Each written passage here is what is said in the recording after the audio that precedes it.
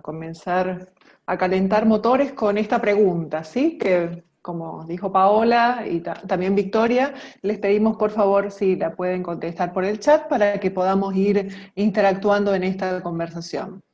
El título de esta charla es Herramientas de la comunicación para el desarrollo profesional, ¿sí? Entonces, la primera pregunta es, ¿qué herramientas de la comunicación nos enseñaron a usar en la universidad? Nos gustaría saber sus comentarios, qué piensan al respecto, qué han aprendido de esto, qué no han aprendido, qué les gustaría aprender.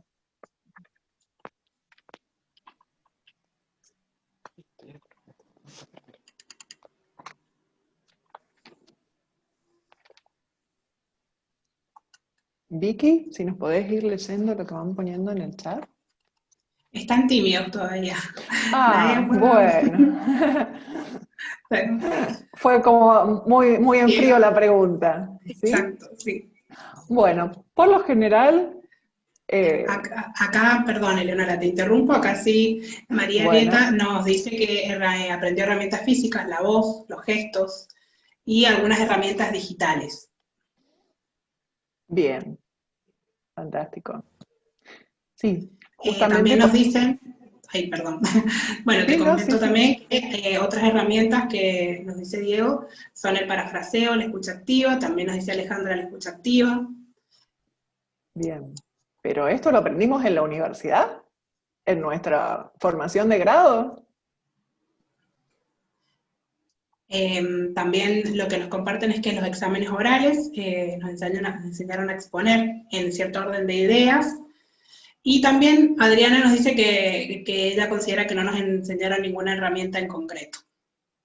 Bien. ¿Sí?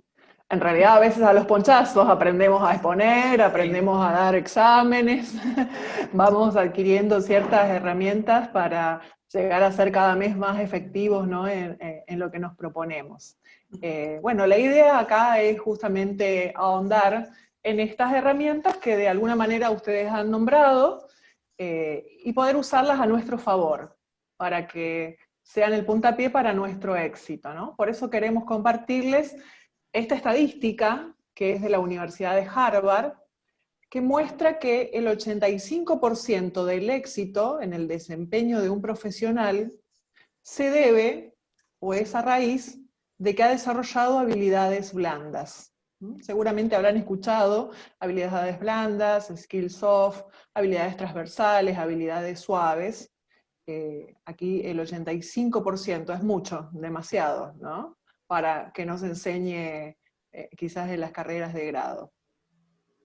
Ahora la pregunta es, ¿de qué estamos hablando? ¿Para qué son útiles? ¿Y cuáles son estas habilidades que nos pueden ayudar al éxito y al desarrollo profesional? Abrimos otra vez para que puedan contarnos en el chat qué piensan acerca de esto, si han escuchado hablar de habilidades blandas, para qué piensan que son útiles.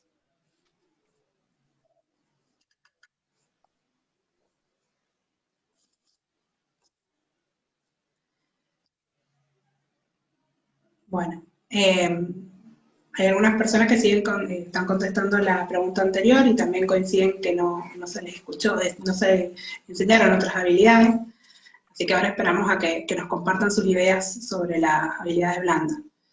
Por ejemplo, Andrea nos dice que se utilizan en torno a la toma de personal, la colaboración, dice Brenda. Valentina cita a Rosana Abril, que dice que habla mucho de habilidades blandas, la creatividad, la empatía, contacto personal. O una abogada hablando de habilidades blandas, ¿sí?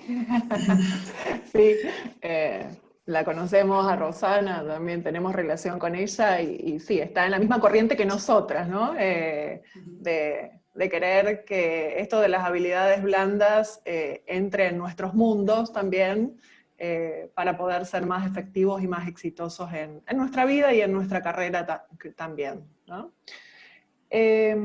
Cuando hablamos de habilidades blandas, si queremos remitirnos a dónde se acuñó este concepto, surge del ejército de los Estados Unidos, para los años 70 más o menos. Ellos buscaban una palabra que mostrara las capacidades, los atributos de desempeño cuando había que manejar máquinas, pero había que manejar algo más que máquinas, que eran seres humanos, ¿sí? Gestionar seres humanos. Entonces comenzaron a hablar de las habilidades blandas.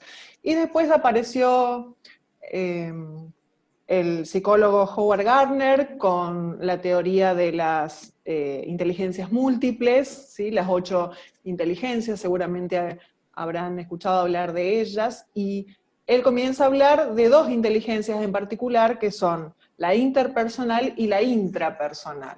¿Sí? Empieza a hablar acerca de cosas que tienen que ver más con las emociones, con nuestra conexión con nosotros mismos, con nuestra conexión con otras personas. Y Goleman, Daniel Goleman, célebre por su libro Inteligencia Emocional, también comienza en el año 90 a hablar mucho acerca de las habilidades blandas. Y hoy las habilidades blandas son lo que desvela a la mayoría de los gerentes de recursos humanos en las empresas, ¿sí? Porque personas con títulos, con papeles pintados, por decirlo así, hay muchos, ¿no? Podemos acceder la mayoría de nosotros, e incluso hay techo, ¿sí? Después magíster, posgrado, un montón de cosas, pero si no tenemos estas habilidades blandas se nota y restan en la eficiencia, en la efectividad que nosotros podemos tener como profesionales e incluso en la vida también, ¿sí? ¿Alguna otra pregunta, Vicky? ¿Alguna otra respuesta? Sí, también se habló de capacidad para empatizar, para poder desentrañar los intereses de las partes y lograr construir puentes. Y también se hace una pequeña pregunta acá, es que cuándo se las empieza a valorar realmente las habilidades. Blandas, perdón. Y se las empieza a valorar cuando se dan cuenta, sobre todo en las empresas, y uno a nivel personal las empieza a valorar, cuando se da cuenta que hacen la diferencia, ¿sí? Cuando uno para un trabajo o para un puesto es elegido justamente por este tipo de habilidades y no por saber quizás 2 idiomas, o ser ingeniero, o saber manejar muy bien la tecnología, sino que en realidad sabe hablar, sabe comunicar, sabe trabajar en equipo, sabe colaborar. Justamente la siguiente filmina muestra como un iceberg esto que hablábamos del 15% y del 85%, ¿sí? El 15% por arriba que se ve en la superficie es todo lo que nosotros adquirimos como formación, como certificaciones, con experiencia de uso incluso de alguna tecnología, nuestros posgrados, los idiomas, el conocimiento técnico en general que nosotros tenemos, ¿sí? Por debajo de eso encontramos lo que son las habilidades blandas, ¿sí? Aquí esto no es taxativo, o sea, hay muchas más y van surgiendo, se van descubriendo nuevas habilidades blandas, pero podemos nombrar la empatía, la proactividad, la gestión de conflictos, el trabajo en equipo, la comunicación efectiva, que es lo que hoy vamos a estar conversando, la motivación y la automotivación, la resiliencia, la autogestión, la inteligencia emocional, la adaptabilidad al cambio, la empatía, ¿sí? Y esto tiene que ver más, como dice aquí en la filmina, con las actitudes y no con las aptitudes, ¿no? Y esto tiene que ver también con la calidad de seres humanos que somos. Una pregunta que puede surgir acá es, bueno, ¿cómo hago yo para entrenarme en estas habilidades blandas? Practicando, es practicar, practicar, practicar, estar abierto al error, poder equivocarse, y también algo que a veces no hacemos mucho, que es dar feedback y pedir feedback, ¿sí? Es todo un arte el dar feedback y pedir feedback, también podríamos ponerlo dentro de alguna habilidad blanda, ¿sí? Si bien en algún punto es una técnica, también tiene que ver con la inteligencia emocional de cada uno de nosotros. Paola. Bueno, contestando a esta pregunta de cuándo empezamos a valorar las habilidades blandas, tenemos el ejemplo de Apple. Alguien, cuando yo digo Apple, ¿qué puede decir el público? ¿A quién conocen de Apple?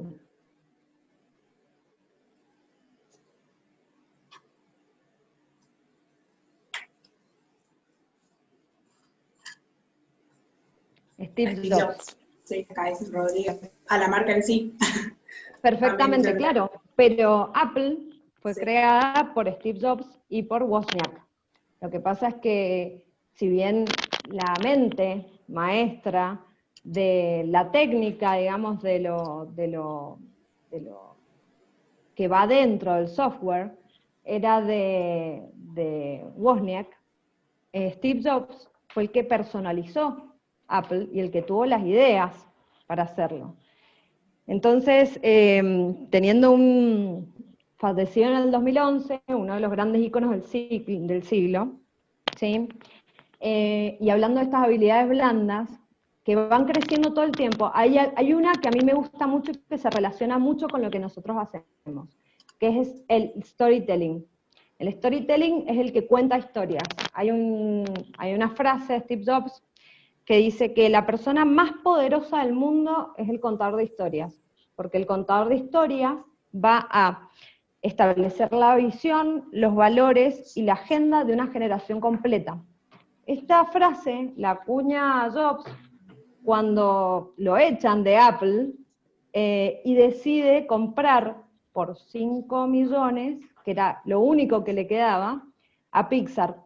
No sé si muchos saben, nosotras somos un poco geeks, yo sobre todo, que Steve Jobs no se hizo millonario por Apple, se hizo multimillonario por Pixar. ¿Qué pasa? Él le compró a Lucasfilm una productora que se llamaba Pixar, que era una productora de George Lucas, que la había dejado después de hacer Star Wars. Miren de qué nombres estamos hablando, ¿no? La cuestión es que Steve Jobs, hay una anécdota que habla de él, que dice que le comenta, y dice, el hombre más poderoso del mundo no es ni el presidente, ni el dueño de AT&T, ni el dueño de Telmex. La persona más poderosa del mundo es Disney. ¿Por qué? Porque tiene la capacidad de contar historias. Con ese interés, él compra Pixar en 10 millones de dólares y 10 años después lo vende en 7.000 millones de dólares. Entonces, creo que ahí es la diferencia, que podemos ver una diferencia muy clara a niveles muy altos, ¿no? De una persona como Steve Jobs sin habilidades duras, porque no se recibió. Steve Jobs sabemos todos que no terminó la universidad, y de Wozniak, que era un ingeniero, que es un ingeniero súper inteligente también, pero ¿a quién conocemos por Apple? A Steve Jobs. Bueno, a nosotros nos gusta trabajar con conceptos, a los abogados en general nos han enseñado a estudiar así que por fin tenemos un concepto. Este concepto es el de habilidades blandas, que son una combinación de habilidades de comunicación, habilidades sociales, rasgos de personalidad, actitudes, atributos profesionales, inteligencia social y emocional, que facultan a un individuo a moverse por su entorno, trabajar bien con otros, realizar un buen desempeño, y que complementándose con las habilidades duras le permiten alcanzar sus objetivos. Este concepto está desarrollado por el BID, también es el concepto que vamos a encontrar en Wikipedia, y bueno, nos engloba esta cuestión de lo que es las habilidades blandas. Dentro de estas habilidades blandas, nosotros vamos a tomar dos, por cuestión de tiempo y espacio. Una es la comunicación, no de cómo comunicarnos, sino la comunicación efectiva y la presencia.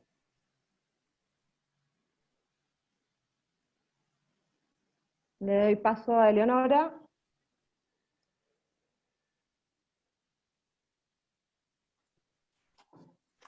Bueno, y ahora los invitamos otra vez a participar y que nos cuenten qué ven en esta imagen, qué les dice esta imagen.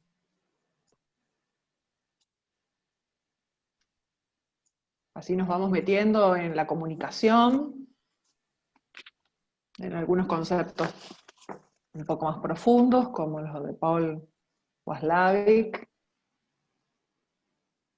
Vicky, si nos querés transmitir.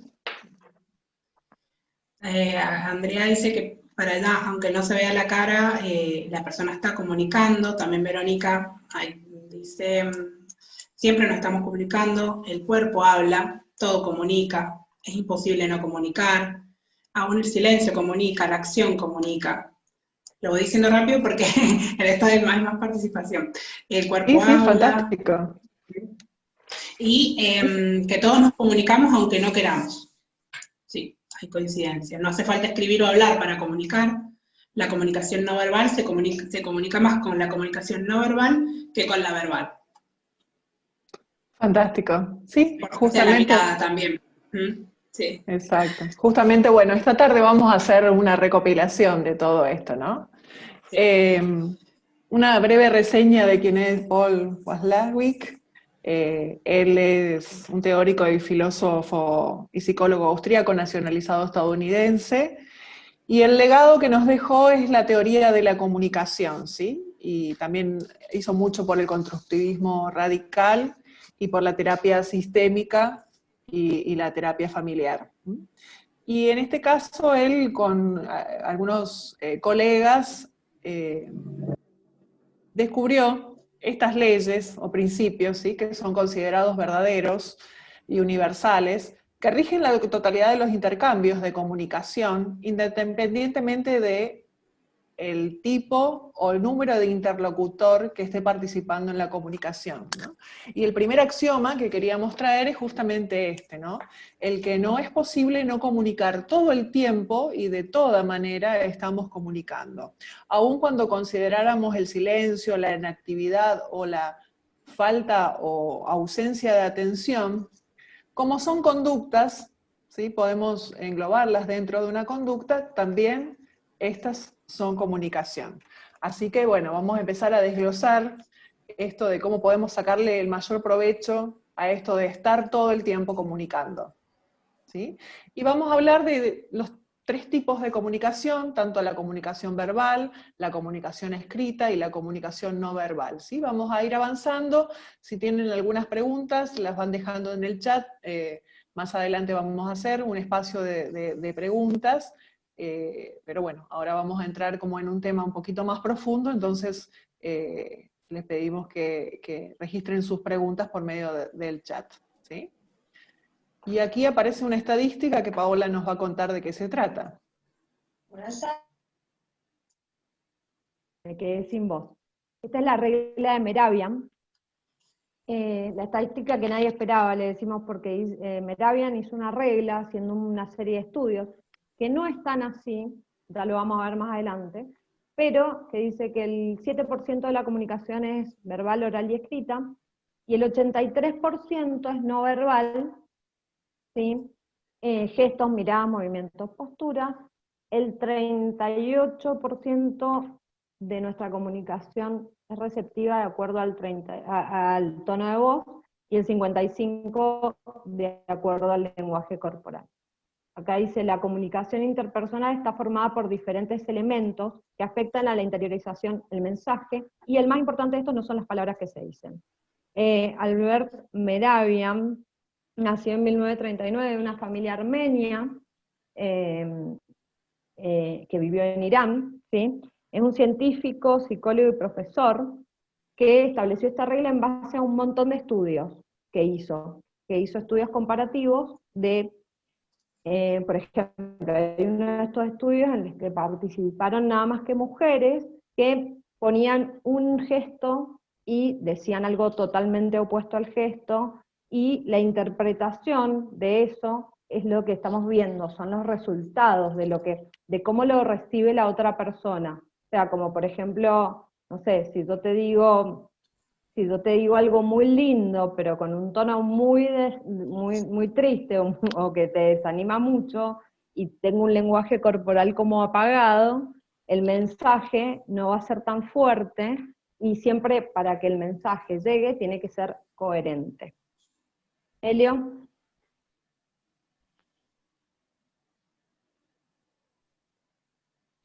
Bueno, y ahora vamos a pasar a hablar ya del lenguaje propiamente dicho, Y bueno, volvemos al ruedo con esta frase, ¿no? Dice, todo vivir humano ocurre en conversaciones y es en ese espacio donde se crea la realidad que vivimos. Nos gustaría que nos contaran cómo les resuena esto, qué piensan, qué sentimiento les dispara esto que Humberto Maturana nos trae.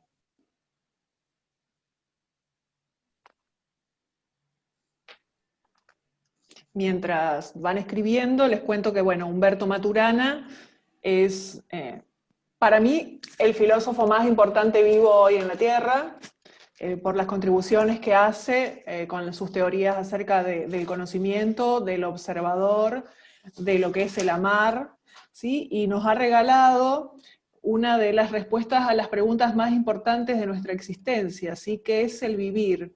Él desarrolló el concepto de autopoiesis, que es que los seres humanos somos sistemas autopoiéticos moleculares que nos producimos a nosotros mismos, y en esa producción de hacernos a nosotros mismos, de mantenernos, eso constituye el vivir, dice él, ¿sí? Así que bueno, esa es la explicación de por qué hoy, como seres vivos, nosotros estamos aquí.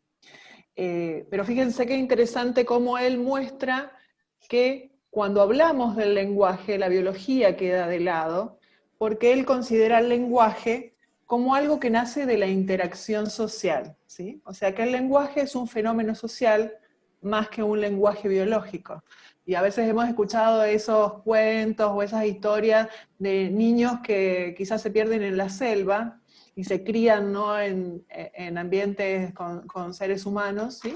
Sino que se crían quizás con algún otro mamífero, y recién conocen el lenguaje y comienzan a utilizarlo cuando tienen conexión con seres humanos, ¿no? Eso es lo que muestra que el lenguaje realmente es algo social y no algo biológico, aunque tenemos la capacidad. Tiene más que ver con el relacionamiento entre nosotros como seres humanos, más que con nuestra biología. Vicky, sí, contame. acá están compartiendo algunas ideas. María Arrieta dice que la construcción del discurso hacia la existencia de la comunicación, en tanto que interacción humana. Y también Verónica Negri dice que de ello se crea el modelo mental que hace que cada uno vea la realidad desde distintos puntos de vista y según eso organizamos nuestra vida. Exactamente, ¿sí? Un poquito de eso vamos a estar hablando enseguida.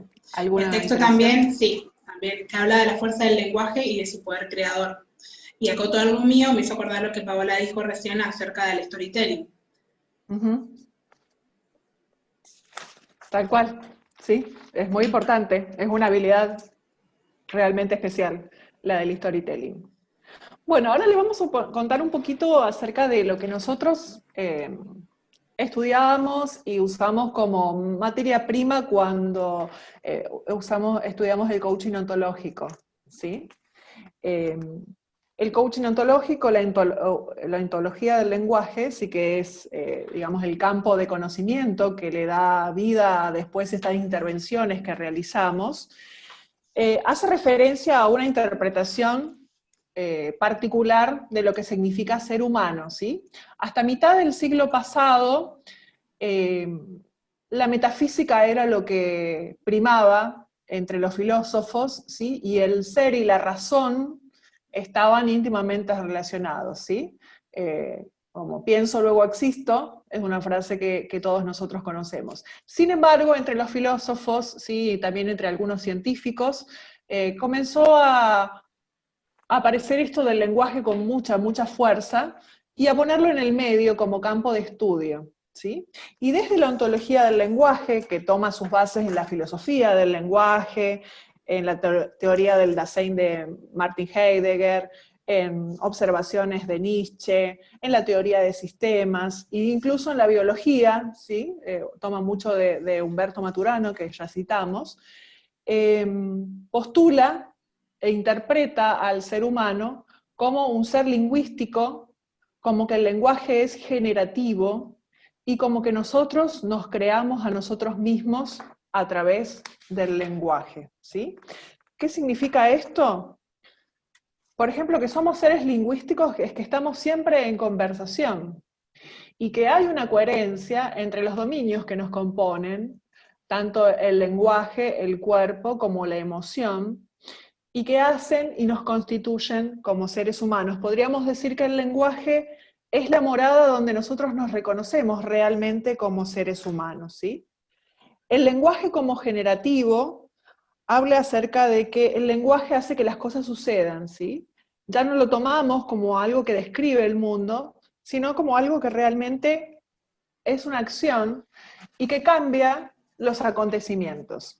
Y en el caso de crearnos a través del lenguaje, nosotros generamos el sentido de nuestra vida a través de nuestros relatos, de nuestras narrativas, ¿sí? Cuando nos preguntan cómo sos, quién sos, nosotros contamos una narrativa, ¿sí? Una historia que también tiene un contexto obviamente más grande que tiene que ver con el momento histórico en el cual nosotros hemos nacido y nos estamos criando y la cultura en la cual estamos inmersos, pero nosotros, a nosotros mismos nos describimos en narrativa. Y cuando podemos cambiar estos modelos, podemos cambiar esta narrativa, podemos cambiar nuestra identidad incluso. Es muy poderoso los postulados de la ontología del lenguaje, y bueno, justamente les vamos a invitar que nos acompañen un poquito a conocer algunas distinciones de esto. Pau.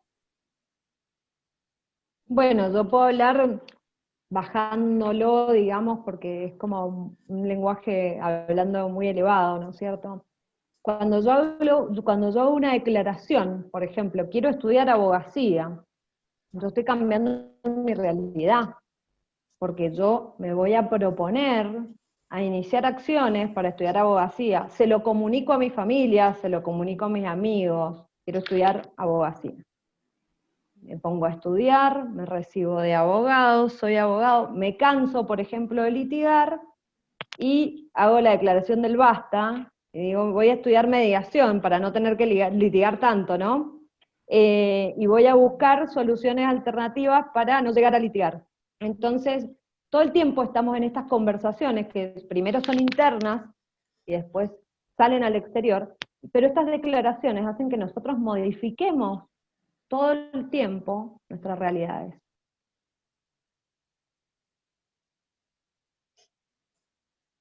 Bueno, y ahora vamos a hablar un poquito entonces de esto que nos permite el lenguaje, ¿sí? Cuando nosotros primero hemos consensuado los significados de las cosas, ¿sí? Por ejemplo, que tal objeto es una silla, o que esto es una rosa, o que esto es una montaña, ¿sí? Después de que hemos consensuado el significado de los símbolos que vamos a utilizar para comunicarnos, con estas mismas palabras nosotros podemos comenzar a coordinar acciones entre nosotros, ¿sí?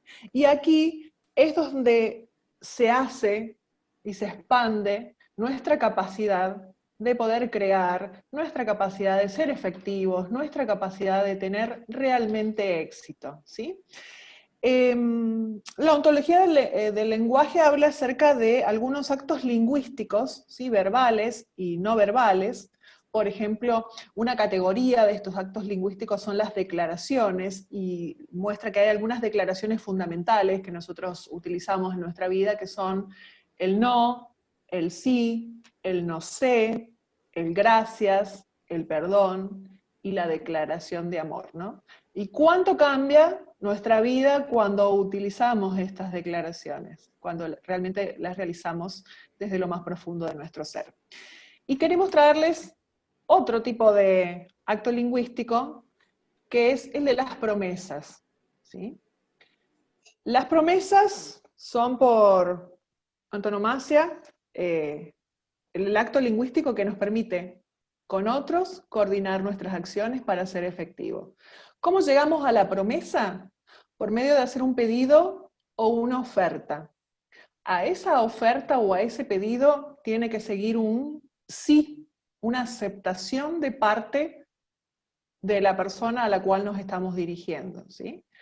Lo que estamos proyectando al futuro es la realización de un hecho que, de ser realizado, va a dar por cumplida la promesa.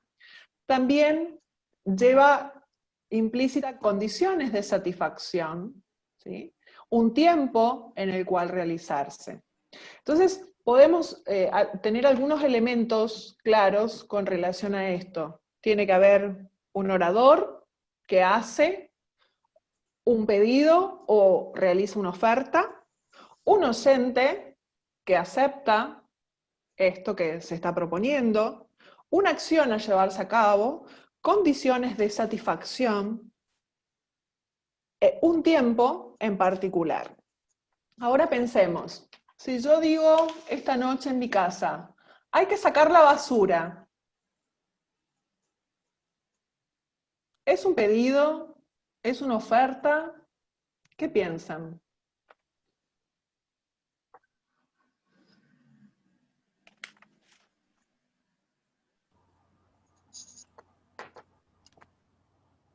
Es una tarea impuesta, dicen, está mal formulado, un pedido. Claro, ¿no? O sea, no es ni un pedido ni es una oferta, porque Sí. no hay Es alguien a una quien... orden, depende del tono. Eso también Exacto, se puede depende ser del una orden, tono. una simple declaración. También. Exacto, exacto, ¿sí? Pero no hay una aceptación, no hay un Ujú. tiempo en el cual yo he hecho el pedido o he ofertado que voy a sacar la basura, Sí. ¿sí? Entonces es muy importante cuando construimos nuestras relaciones y cuando construimos nuestras promesas, porque las promesas se vienen a hacer cargo de inquietudes que nosotros tenemos, ¿sí? Inquietudes que podemos tener como personas que ofertamos, como personas que pedimos, ¿sí? De acuerdo a el tipo de acto lingüístico que estemos usando para lograr esta promesa, ¿sí?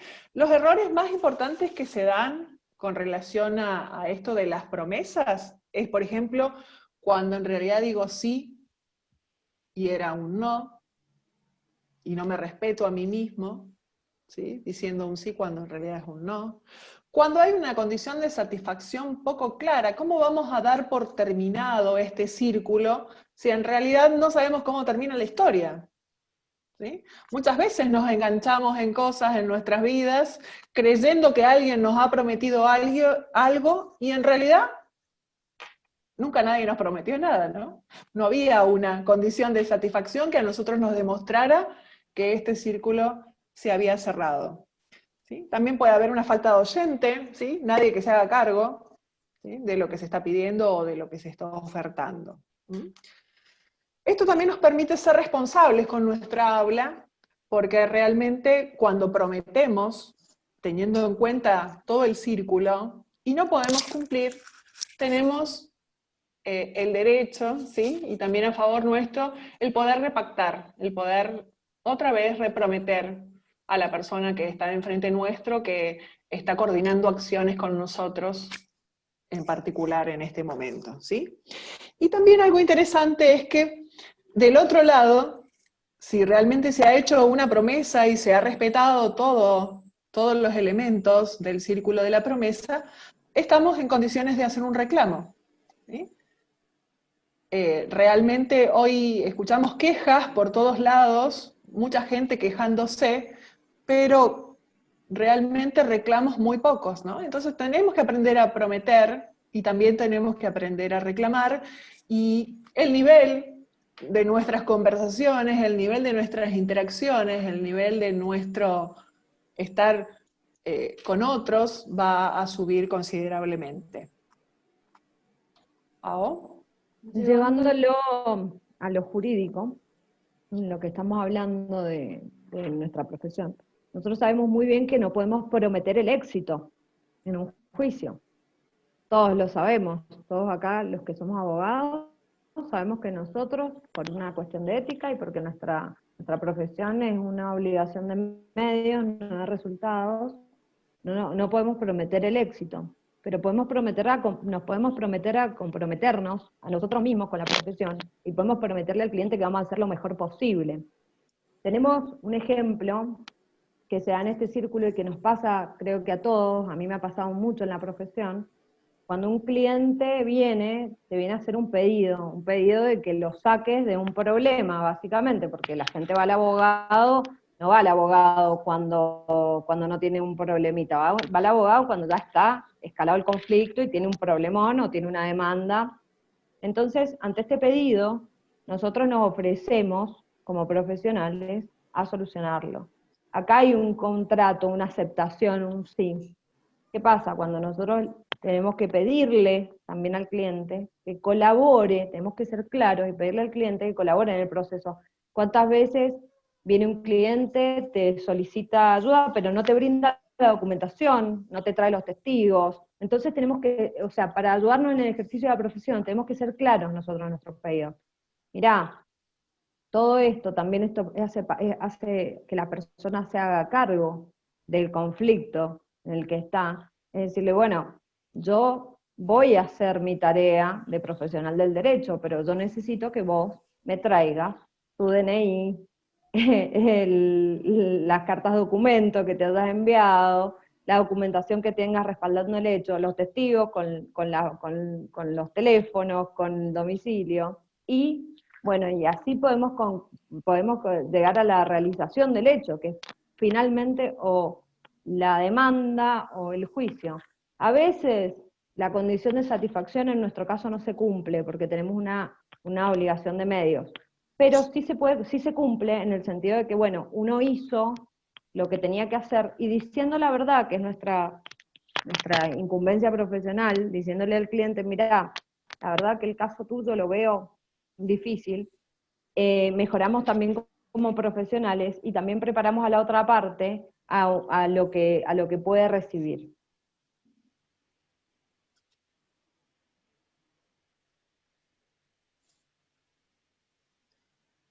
Estás silenciada, Leonora.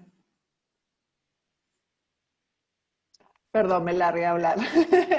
No, que decía que había visto que había levantado la mano, que les pedimos que por favor puedan poner las preguntas en el chat. Enseguida va a llegar una filmina que abre a que podamos hacer como un alto en el camino, podamos recapitular, hacer algunas preguntas y después seguir. Así que bueno, queremos escuchar sus preguntas enseguida, ¿sí? Pasamos entonces ahora a compartirles un video. Queremos mostrarles un video y que nos cuenten esto que hemos puesto aquí como título, el lado B de la comunicación, ¿sí? ¿Qué es lo que piensan al respecto? Voy a parar de compartir para poder compartir el sonido también, si no, no se va a escuchar. Ahora vuelvo a compartir.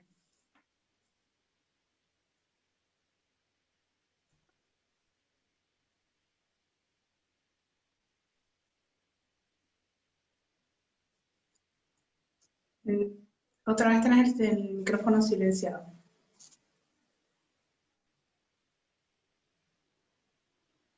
Sí, ahí Eleonora está armando el video.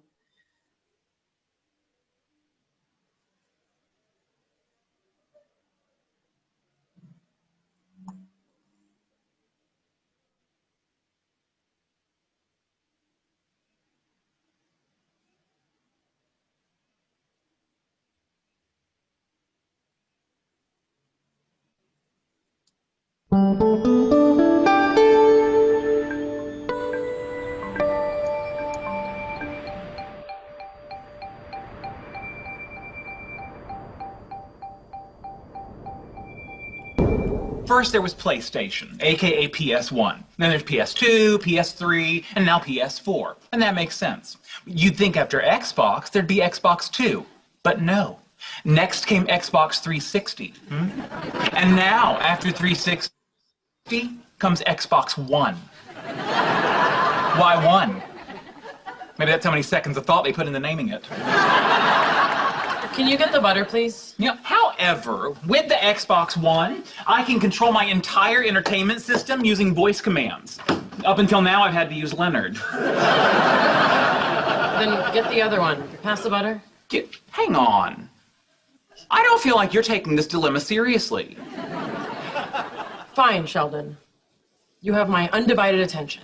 Okay, now, the PS4 is more angular and sleek looking. No way! It's true, but the larger size of the Xbox One may keep it from overheating. Well, you wouldn't want your gaming system to overheat? No, see, well, you absolutely would not. And furthermore, the Xbox One now comes with a Kinect included. Included? Yes! Not sold separately. Although the PS4 uses cool new GDDR5 RAM, while the Xbox One is still using the conventional DDR3 memory. Why would they still be using DDR3? Are they nuts? See, that's what I thought. But then they go and throw in an ES RAM buffer. Whoa, wait a second. Who's they? Xbox. You're kidding! No, I am not. And this ES RAM buffer should totally bridge the 100 gigabit per second bandwidth gap between the two RAM types. This is a nightmare. How will you ever make a decision? See, I don't know. What should I do? Please pass the butter!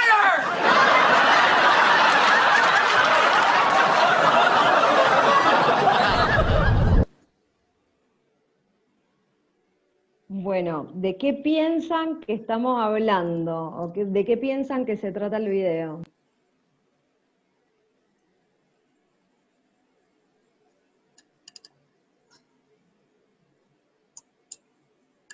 Tengo unos segunditos para alcanzar a escribir. Están un poco tímidos. Hay que escribir y se escucha. Primero dice que el video está buenísimo. Acerca de la escucha. Es parte de nuestra herencia geek. Lenguaje gestual también.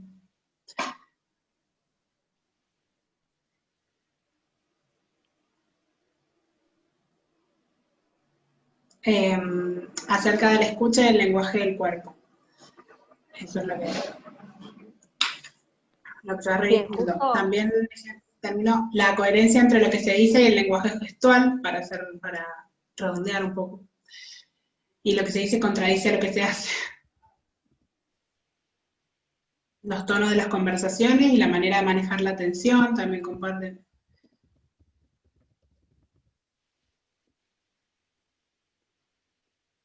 Y acerca de la escucha pasiva. También que en la realidad no hay comunicación ni entendimiento, falta de interés en la conversación.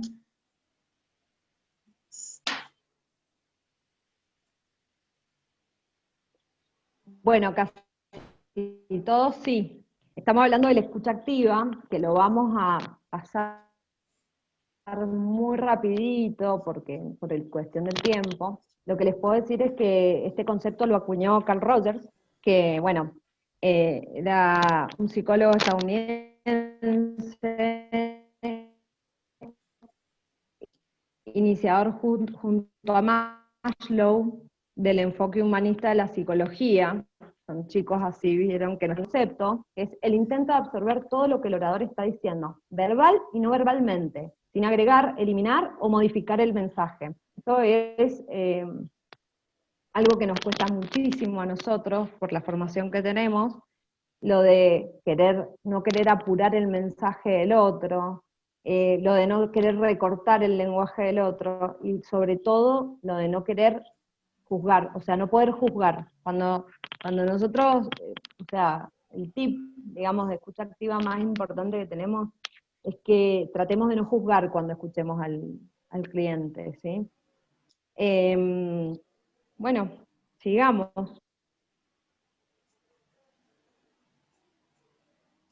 Bueno, y justamente Paola hablaba acerca de no juzgar, ¿sí? Que es parte de también lo que podríamos ver como cosas que nos ayudan a escuchar como profesionales, ¿sí? Realmente, a saber escuchar, a desarrollar esta escucha activa, que es con práctica, y nada más que con práctica como podemos nosotros desarrollarla. Algunas cosas que nos ayudan para saber con relación a la escucha si estamos siendo efectivos, es por ejemplo el parafraseo, ¿sí?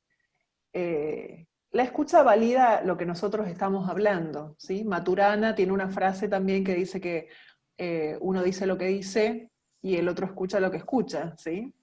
Podríamos traducirlo así. Él dice que en realidad el acto biológico de escuchar es diferente al acto biológico de hablar, pero que la parte activa de nuestro lenguaje tiene que ver justamente con la escucha.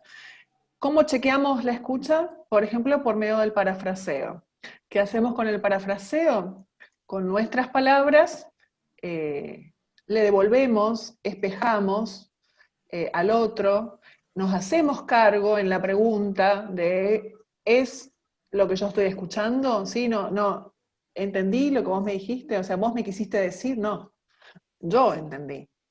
Yo soy la persona que tiene que hacerse cargo de cómo escucho, ¿sí?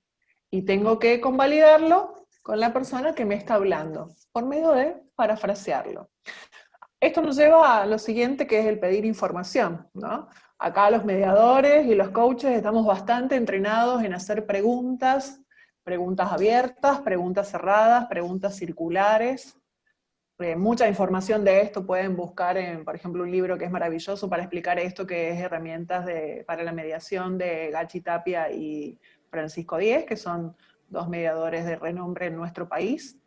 Y estas preguntas nos ayudan a chequear todo tipo de información. Tanto en coaching nosotros hablamos acerca de preguntas horizontales y preguntas verticales. Las horizontales nos referimos a todas aquellas que nos dan el qué, el cómo, el cuándo, el dónde, el para qué. Y las verticales son las que tienen que ver con nosotros como seres humanos, ¿sí? ¿Cómo estamos siendo? ¿Cómo estamos sintiendo? ¿Cómo está nuestra corporalidad? ¿Qué nos resuena? ¿Qué está pasando con nosotros cuando en realidad estamos escuchando al otro? O cuando el otro también nos está escuchando a nosotros, ¿sí? Así que podemos utilizar estas preguntas para realmente aprender a escuchar. Algo que también, bueno, lo vimos cuando vimos el dibujito del primer axioma de la comunicación, ¿no? El silencio. El silencio también es una conducta y es algo que comunica. ¿Qué me está comunicando el silencio? Cuando yo estoy hablando, dejo lugar al otro para que pueda expresarse. Cuando pregunto, doy tiempo para que esa persona me responda. Cuando esa persona tiene un insight, ¿sí? Nosotros hablamos mucho de insight también en el coaching, que es cuando la persona se da cuenta que quizás algo que le estaba trabando, que estaba haciendo que no viera, o sea, había un punto ciego y ahora de golpe ve algo diferente. Cuando está teniendo ese insight, es un momento de oro en el cual nosotros deberíamos estar acompañando con la escucha del silencio, ¿sí? Y en la mediación pasa lo mismo, cuando las partes traen su conflicto y realmente algo les hace clic y empiezan a ver el conflicto de otra manera, es un momento que también podemos acompañar nosotros con el silencio, para que esto tome cuerpo dentro de ellos y después puedan expresarlo, ¿sí? Y otra manera que también tenemos de escuchar es la retroalimentación. Empezando por la mirada, ¿sí? ¿Dónde está nuestra mirada cuando nosotros estamos conversando con alguien? ¿En dónde está puesta nuestra atención?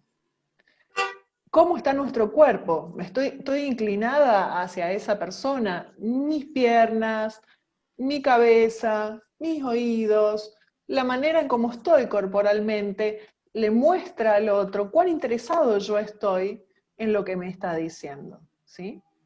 Queremos que la persona se sienta confiada, que la persona nos cuente. Cuando viene el cliente al estudio jurídico, o cuando se sientan las partes en la mediación, o cuando tenemos un cliente en el coaching, queremos que la persona se exprese para poder ayudarlo, poder acompañarlo. Si no sabemos realmente qué es lo que trae, no podemos empezar a trabajar. Así que esto de escuchar como un profesional es realmente muy, muy importante. Bueno, ahora llegó las preguntas. Así que si querés transmitirnos, Vicky, alguna de las preguntas. Bien. Te voy formulando alguna que tenemos mientras van transmitiéndonos más preguntas por el chat. Por ejemplo, ¿Cómo no? En concreto, ¿cómo podríamos hacer para dar feedback y para pedir feedback? Nosotros los abogados y estas palabras que por ahí no nos suenan tanto. Bien. Primero empezamos diciendo que el feedback es un regalo. ¿Ahora? ¿Me escuchás? Ahora sí, sí. Bien.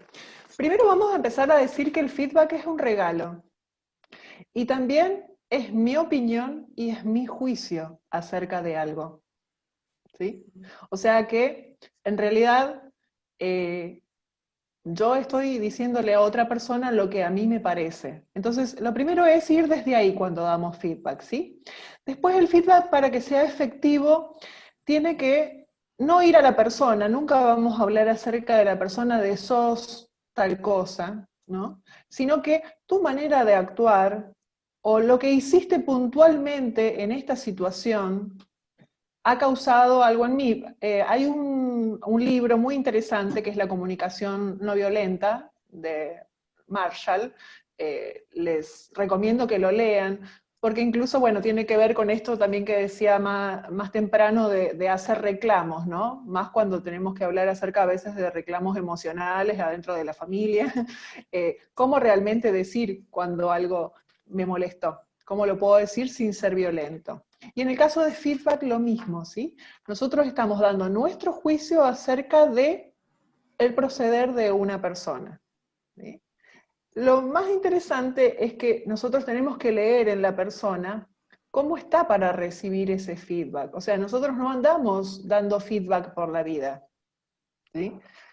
Lo más interesante sería que todos aprendiéramos a pedirlo, ¿sí? Por ejemplo, fui a una audiencia, era oral, había otro colega.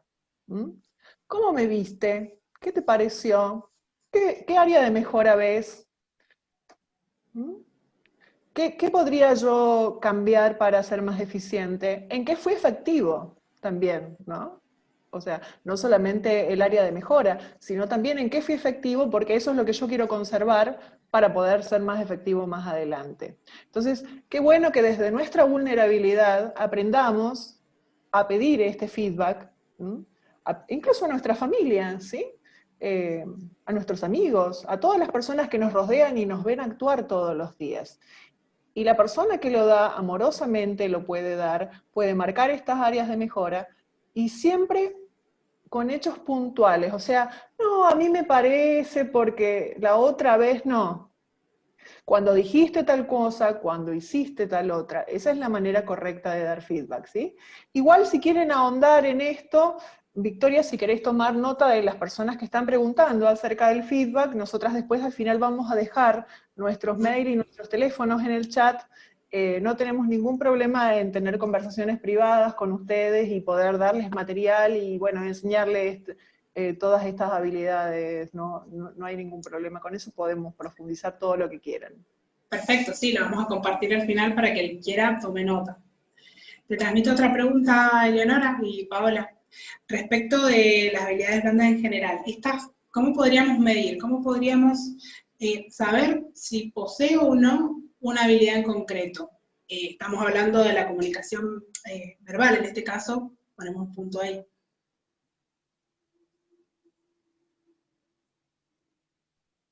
O sea, ¿hay alguna forma de que pueda medir si tengo una determinada habilidad?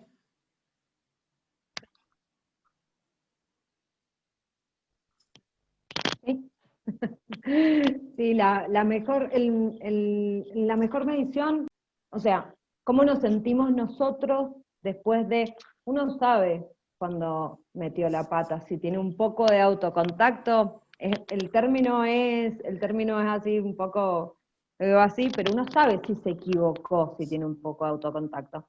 Cuando vos también, a ver, marcamos algunos de los errores comunes, como por ejemplo, interrumpir la comunicación cuando el otro está hablando. Marcamos otros errores comunes como terminarle la frase al otro. Hay otros errores que son más groseros, como jugarle en la cara a alguien, digamos, por ejemplo, un cliente cuando te está contando, o tenemos la clásica, que te están contando un problema, que nosotros trabajamos de eso, de los problemas, y vos estás como diciendo, ya estás, ¿entendés? Estás al horno.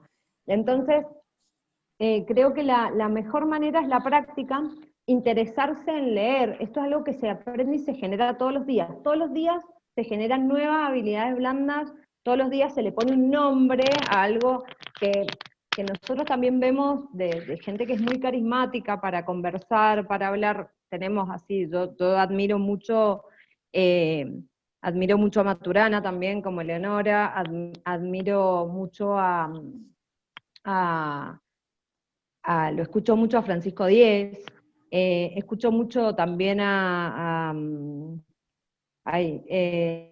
Elisabetsky, he escuchado cosas que son muy interesantes de gente que sabe mucho más que nosotros, y bueno, y llevando eso te das cuenta, tenés que tener mucho autocontacto, pero el autocontacto es respirar, pensar y tener esa conversación interna de qué puedo hacer para mejorar. Elio, ¿vos tenés algo más?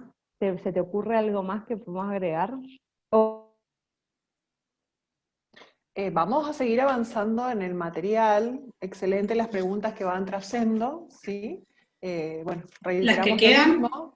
Las que quedan las vamos a ir las vamos a, contestando sí, se van después, a transmitir al vamos a seguir avanzando un poquito más en el material porque todavía tenemos bastante y en realidad, bueno, lo hemos preparado con mucho cariño y queremos transmitírselos completamente, ¿sí? Pau. Acá estamos con la comunicación escrita. Hay un montón de estadísticas sobre que los abogados, no solamente en la Argentina, abogados, jueces, legisladores y todas las personas que se encargan del área del derecho, nos comunicamos en un 88% de forma escrita. Es un montón. De hecho, bueno, ahora la oralidad es como el boom de algo nuevo que está pasando, las conciliaciones, las mediaciones, pero nosotros nos venimos comunicando en nuestra profesión de una forma escrita. Es la comunicación escrita, por dar un concepto. Es aquella que se establece a través de un código escrito. El emisor y receptor deben tener conocimiento de ese código en cuestión para que sea efectivo. O sea, no es solo lo que yo escribo, sino cómo lo escribo. O sea, ya estábamos hablando de no es lo que digo, sino cómo lo digo, no es solo lo que escribo, sino cómo lo escribo. La comunicación escrita no es simultánea. Esto nos permite ir al último punto, que es que sea planificada. O sea, nosotros cuando vamos a hacer una demanda, cuando vamos a escribir una carta documento, o cuando vamos a hacer una nota de un reclamo administrativo incluso, tenemos que planificar lo que vamos a escribir. Esto que hace que no sea simultánea, tiene un pro y tiene un contra. El pro es que no, lo vamos a poder planificar. El contra es que no estamos viendo la reacción del otro para ver cómo está tomando lo que nosotros vamos a decir.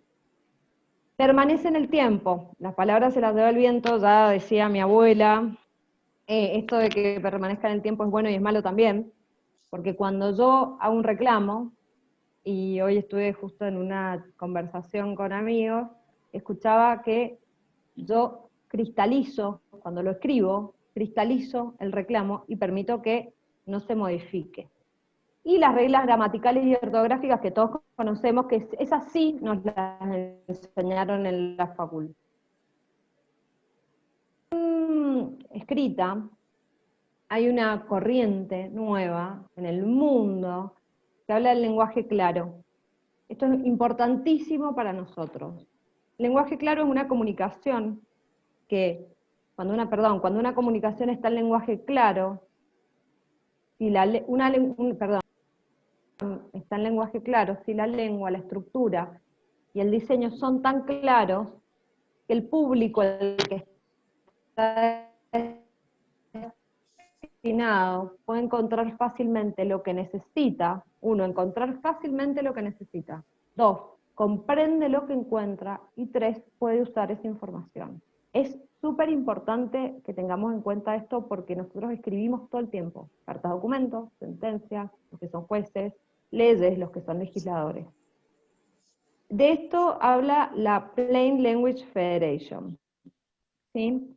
Hay un movimiento mundial que es el Clarity International, el que empezó en 1930 con John Walton. Ya en ese momento se decía que los abogados nos comunicamos en un lenguaje vetusto y arcaico. O sea, ya en 1930 pensaban que nos comunicamos en un lenguaje vetusto y arcaico.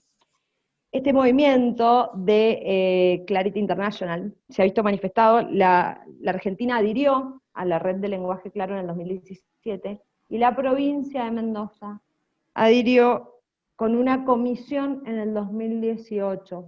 Esto mucha gente no lo sabe, pero por ejemplo, cuando nos cambiaron las cédulas, para que la gente no se asuste y pueda llegar al tribunal, que nos hicieron poner el tribunal al que usted tiene que ir, sea en tal lugar, tiene que ir a tal hora, y se tiene que presentar en el segundo piso. Todo eso que para nosotros fue una cuestión re molesta de hacer, era parte de esto, de que nos comuniquemos en lenguaje claro.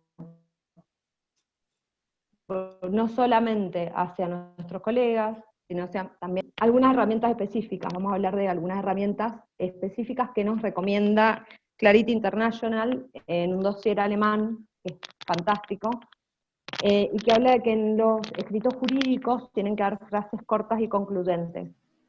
Puede parecer para niños, pero esto de usar el sujeto verbo predicado es algo que a muchos abogados no lo estarían aplicando, e incluso a muchos jueces en sentencia les cuesta. Después hablamos de los párrafos, una idea por párrafo.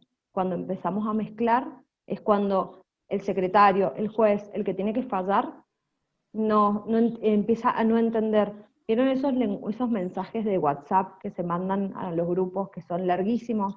¿Quién los lee? ¿Quién los entiende? ¿Sí? Hablando de terminología, hay que respetar el rango de lo tecnolecto. Esto es súper importante. ¿Qué pasa?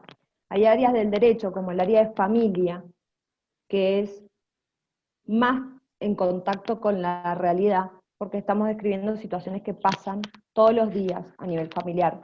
Entonces vamos a usar menos lenguaje técnico. Y hay derechos, como el derecho procesal, que no podemos dejar de usar el lenguaje técnico, porque el derecho procesal precisamente es un derecho que es un derecho creado por el derecho para decirnos qué tenemos que hacer dentro del derecho. Es súper técnico, es una construcción artificial. Cuando hablamos de referencias, de jurisprudencia, por ejemplo, nos recomiendan que pongamos todo el fallo completo por lo menos la primera vez. Vieron que hay muchos abogados que ponen nada más las siglas, entonces uno está ahí con las siglas, googleando, a ver qué sigla coincide con qué caso. O sea, ¿qué me estás diciendo de esta jurisprudencia? ¿Sí? Hablamos también de los latinismos, que hay que evitar. Los latinismos, o sea, todos sabemos que el latín es una lengua muerta, y cada vez menos gente estudia latín en el mundo. Entonces, cuando ponemos, por ejemplo, muchos latinismos en un escrito, esto genera en el otro, por ejemplo, que tenemos un abogado que es más joven, que no vio tanto latín ahí seminario, esto nos lleva a que no nos comprendamos con el otro, que no nos comprendamos con el otro abogado, incluso que nos va a contestar una demanda. Y el lenguaje debería ser no sexista ni discriminatorio. No vamos a ingresar en este tema porque creo que todos lo entendemos. Y algo sí básico que sí nos enseñaron en la facultad, que es que el formateo del documento sea en tamaño 12, ¿sí? De 12 para arriba, porque si no, se pierde. Resultado de esto, de Clarity International, de la Red de Lenguaje Claro Argentino, de la Comisión, es un mayor acceso a la justicia, una democratización de la misma y una inclusión del justiciable. La persona tiene que entender qué es lo que le está pasando. O sea, a ver, incluso para nosotros es más fácil como profesionales, cuando mandamos una carta de documento, tratar de neutralizar, o sea, sabemos que tenemos que usar un lenguaje técnico, pero tratar de neutralizar. ¿A quién no le pasó acá? ¿A quién no le pasó acá? Que lo llamó el cliente y le dijo, no entiendo si me despidieron o no. No entiendo qué me está pidiendo. No entiendo, o sea, entonces es mucho trabajo para nosotros tener que explicar desde cero a los clientes, o incluso en una mediación, o incluso a un coach, de lo que hablamos. Por eso es tan importante el lenguaje claro. ¿Qué más? Vamos a la comunicación no verbal, así avanzamos. Así tenemos tiempo para preguntar. Exactamente, sí, justamente, sí. Bueno, comunicación no verbal ya fue saliendo bastante en lo que fuimos hablando, en esto, por ejemplo, de dar una respuesta, de estar para el otro, de que estamos comunicando siempre, que no es posible no comunicar. Queríamos traer las palabras de David Matsumoto. David Matsumoto es un psicólogo hawaiano que ha hecho estudios muy interesantes acerca de las microexpresiones y de la cultura, cómo afecta ¿sí? La manera en cómo nosotros con nuestra gestualidad, con nuestra manera de estar, transmitimos lo que estamos sintiendo, ¿sí? Él dice que la comunicación no verbal es cualquier forma de transmisión de un mensaje sin utilizar palabras, ¿sí? Y la clasificación de este tipo de comunicación se clasifica en kinésica, proxémica y paralingüística. Después ustedes pueden buscar, hay mucha información acerca de esto, pero básicamente, bueno, la kinésica tiene que ver con todo lo que es los movimientos, los sentimientos, los gestos, las posturas, incluso la proximidad, la mirada, la sonrisa, algo que gana o pierde de acuerdo a quien tengamos enfrente. La proxémica, que tiene que ver con el espacio personal, por ejemplo en la mediación, ¿sí? Hemos estudiado mucho acerca de cómo sentar a las partes, incluso quizás en un lugar que más bien sea redondo, para que todos, no haya ninguna jerarquía, para que todos puedan interactuar al mismo nivel. La proxémica tiene que ver con el grado de intimidad que tenemos con las personas. Hay una distancia óptima en la intimidad, hay una distancia óptima en lo que es la familia o los conocidos, hay una distancia óptima en la parte formal, ¿sí? Que se llama distancia social, justamente. Hoy esto es algo que tenemos tan internalizado. Y después, bueno, tenemos la otra distancia que ya es para actos públicos, para lugares masivos, ¿sí? En los cuales las distancias cada vez son mayores. Esto es muy importante de respetar, porque ¿quién de nosotros en algún momento nos ha sentido invadido, ¿sí? En su burbuja personal por alguien, y realmente esto nos contrae, ¿no? Entonces, si queremos transmitir un mensaje de una buena manera, parece que no, pero la distancia a la cual nos ponemos de nuestro interlocutor es algo a lo cual deberíamos prestar mucha atención. Y la paralingüística es la parte que tiene que ver con el tono, con el ritmo, con el volumen, con el silencio, ¿sí? Siempre volvemos al silencio, que es una parte tan importante de nuestra comunicación. El timbre, ¿sí? De acuerdo a como nosotros usamos todas estas cuerdas en nuestra comunicación, es como nos damos a entender y cómo los otros nos interpretan, ¿eh? Volvemos a esto de la regla de Meravian, ¿sí? Que en realidad el otro interpreta de lo que nosotros estamos diciendo el 7% de lo que dijimos, y todo lo demás tiene que ver con esto que estamos hablando ahora. ¿Pau?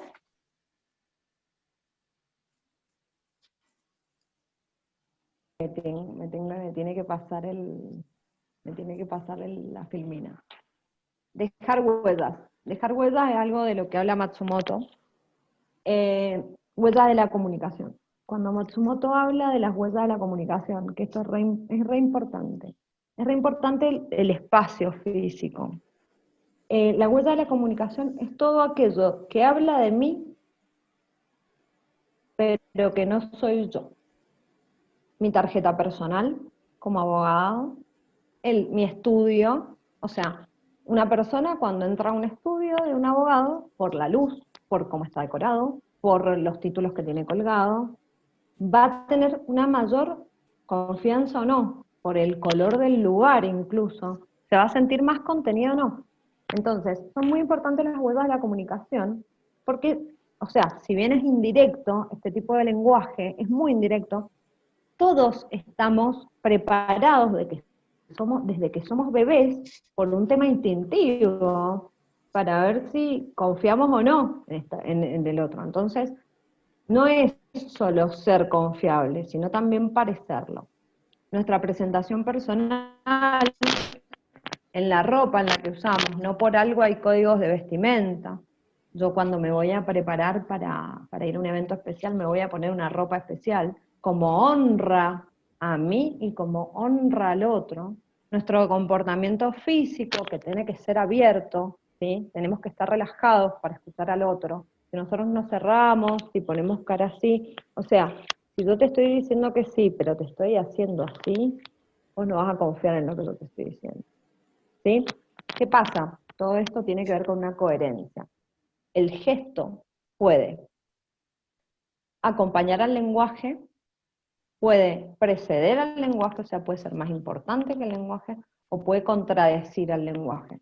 Y acá, cuando somos incoherentes, es cuando no somos confiables para el cliente, no somos confiables para el colega, no somos confiables en una audiencia, y no somos confiables en un alegato para el juez en un momento. Con eso creo que estamos. Vamos al bonus track, que es presencia.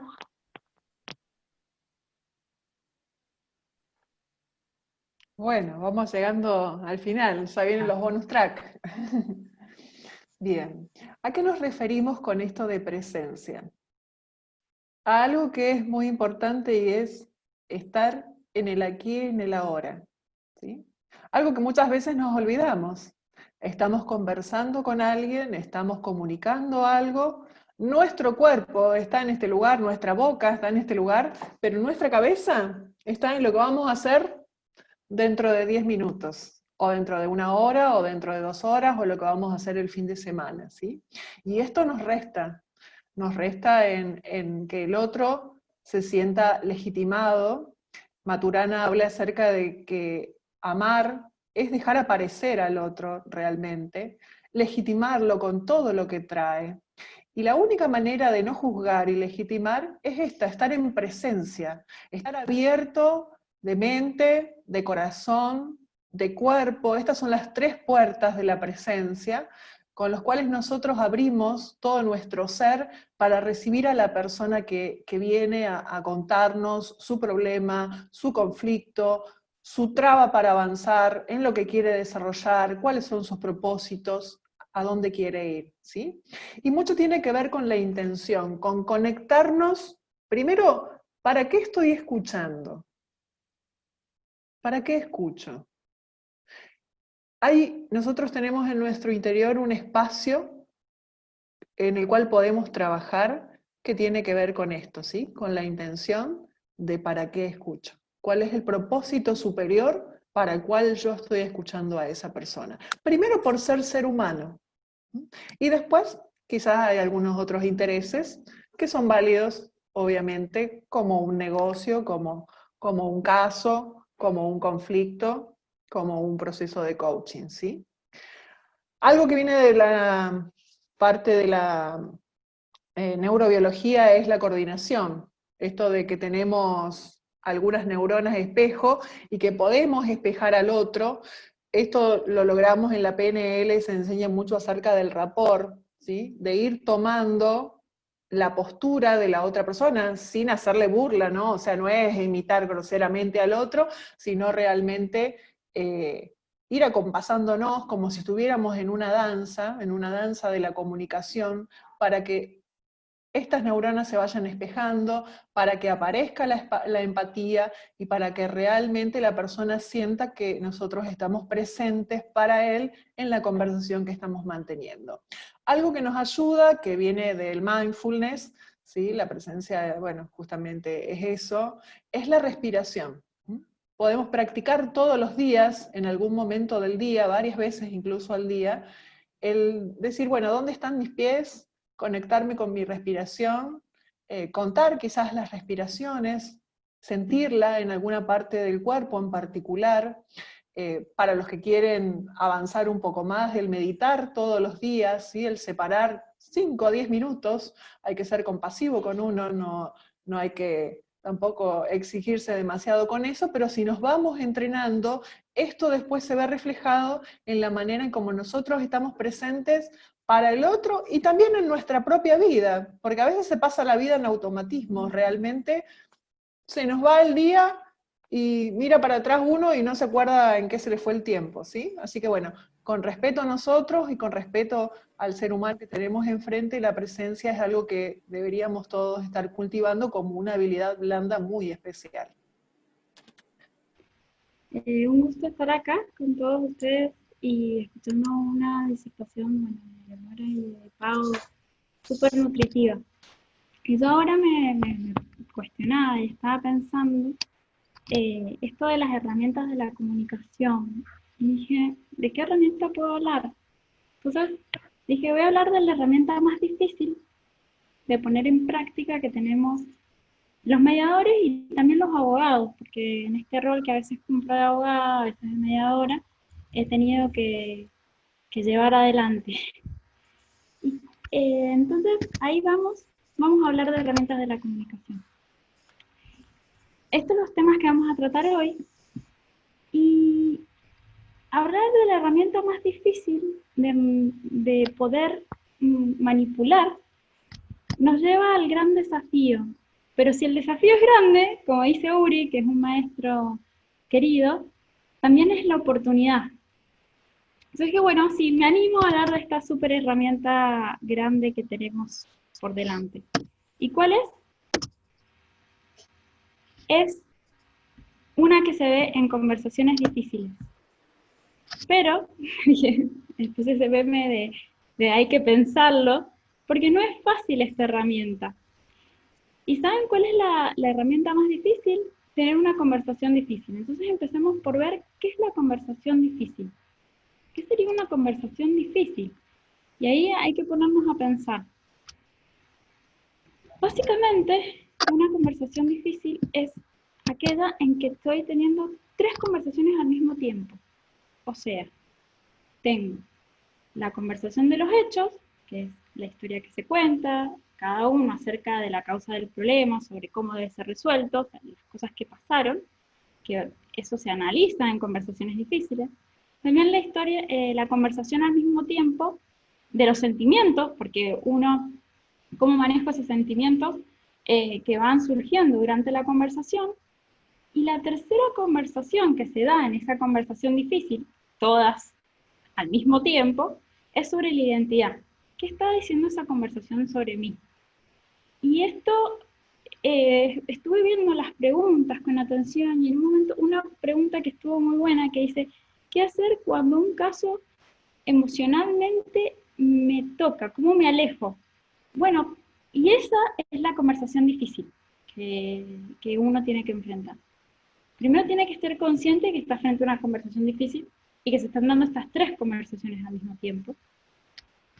Y vamos a ir sobre todo a qué dice este conflicto de mí, la identidad. Y sobre ese aspecto es lo que vamos a hablar hoy. ¿Qué está diciendo ese conflicto de mí? ¿Por qué yo entro en resonancia con ese conflicto? ¿Por qué quiero alejarme? Porque a veces me decía, bueno, ¿cómo puedo alejar? Bueno, por ahí la respuesta es justamente lo contrario. No es alejarse, sino, de alguna forma, metafóricamente, abrazarlo. Entonces, el mediador o el abogado tiene un nivel teórico, ¿sí? Donde a nosotros nos explican una teoría, y un nivel técnico.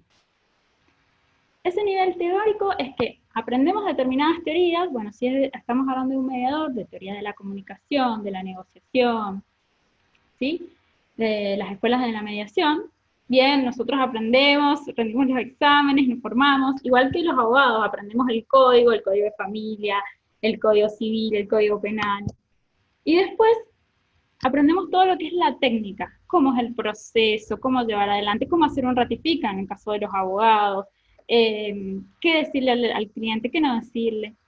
Pero hay un aspecto que parece que está muy unido con el de las chicas, que es un nivel 0. O sea, tenemos el nivel 1, que es de la técnica, de la teoría, el nivel 2 de la técnica, y el nivel 0, que es de los supuestos, que son un conjunto de experiencias, de valores y de modo de construir la experiencia y la realidad, que es personalísimo. O sea, mi experiencia la he vivido muy distinta de lo que vivió Pau, Vicky, o cualquier persona que en este momento me está viendo.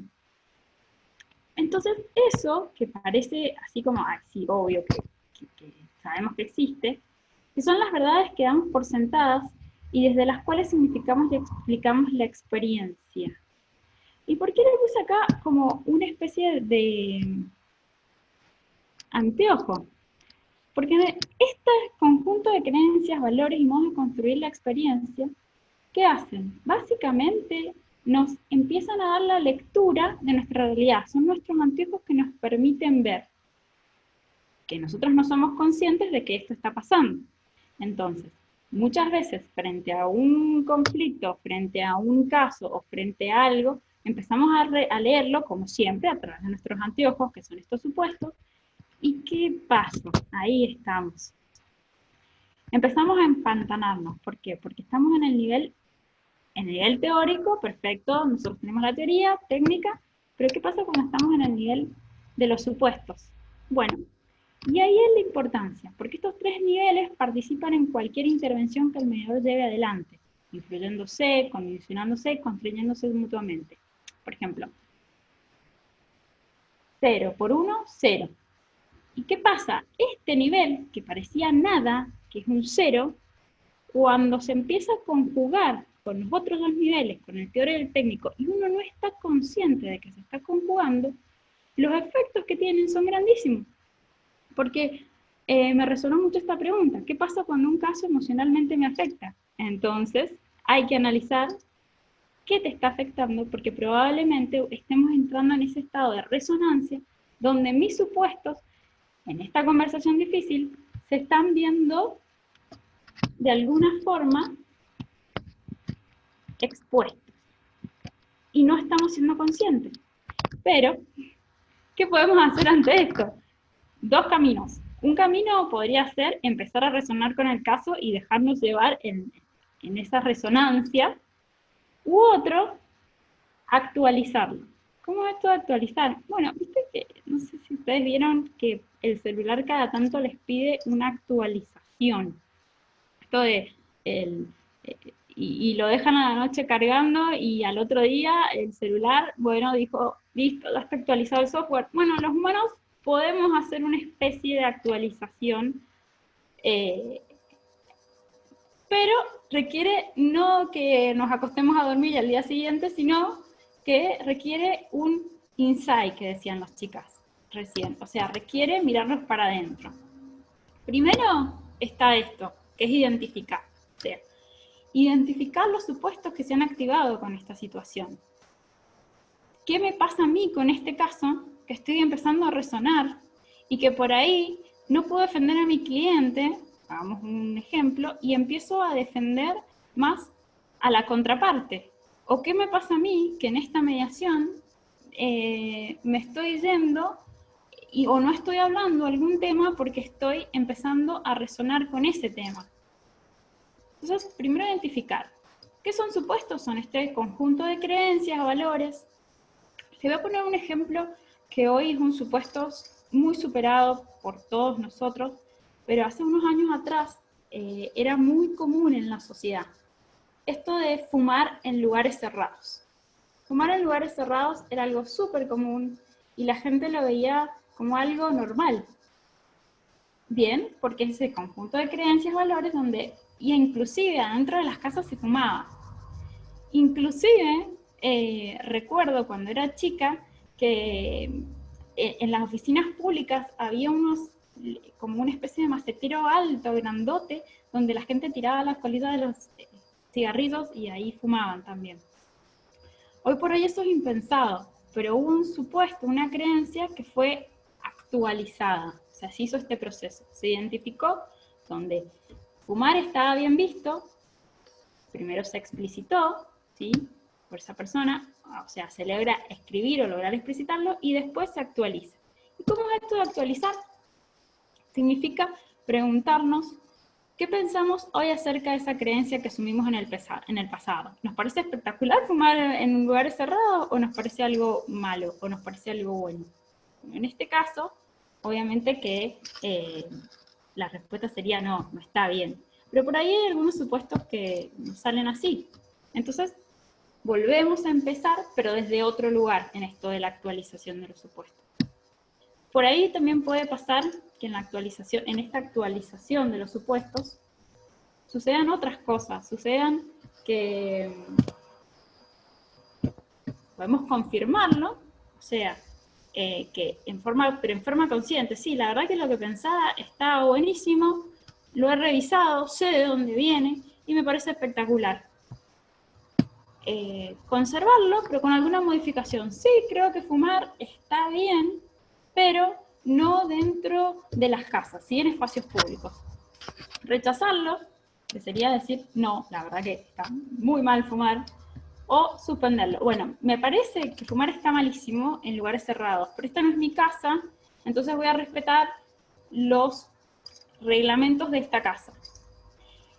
¿Esto cómo lo llevamos nosotros a nuestra práctica profesional? Bueno, nosotros cuando veamos que empezamos a resonar con un caso, que estamos perdiendo esa objetividad o que nos afecta emocionalmente, hay que hacer esta actualización de los supuestos. ¿Cómo? A través de identificarlo, explicitarlo y actualizar. Y esa actualización puede tener estos diferentes resultados: confirmarlo, conservarlo, rechazarlo, suspenderlo. ¿Qué es lo interesante? Es que por ahí nos damos cuenta que veníamos arrastrando alguna vieja creencia que ya no es necesario. A ver, con toda esta de desconstruirse, es una forma también de actualizar los supuestos. Yo les voy a dejar pensando un supuesto para analizar, que es el supuesto de que por ahí los mediadores no tenemos que poner límites. Yo en este caso les preguntaría qué piensan, si después pueden dejarlo en el chat, si ese supuesto, los mediadores, tenemos que poner límites, que si somos mediadores no tenemos que poner límites o si tenemos que poner límites. Es un supuesto que ronda, es un supuesto que anda dando vueltas así en el inconsciente colectivo y que muchas veces ha sido como cuestionado así, no, sos mediadora, entonces no hay que poner límites por eso. Y es un supuesto que yo, en mi caso personal, lo confirmo. Es decir, yo le diría a las personas, no, mira, sí, yo creo que sí hay que poner límites. Pero se los dejo pensando. ¿O en qué casos ustedes creen que los límites no son necesarios? ¿Sí? Porque a veces son supuestos que están dando vueltas. Y un supuesto muy importante que hoy por hoy nos hace pararnos frente a la vida con esos anteojos que recién estábamos hablando, es el de la colaboración y la compatibilidad de las diferencias. Es un supuesto básico de la colaboración, que implica la creencia que los seres humanos no somos capaces de convivir articulando, incluyendo las diferencias. Claramente, si nosotros somos capaces de vivir con este supuesto de colaboración, vamos a hacer una lectura de la realidad a través de estos anteojos, que es a través de la colaboración. O sea, nosotros nos vamos a movilizar en la vida diaria con esto de colaborar, con esto de no estamos bajo una competencia constante, con esto de leer la realidad desde la colaboración. Una frase que activó este supuesto mío, que me encantó, que dice: lo común nos une, pero en la diferencia aprendemos. Entonces, les dejo pensando todo esto, porque ya se está terminando la charla, de que qué importante que es esto de tener en cuenta el supuesto de la colaboración y no el supuesto de la competencia.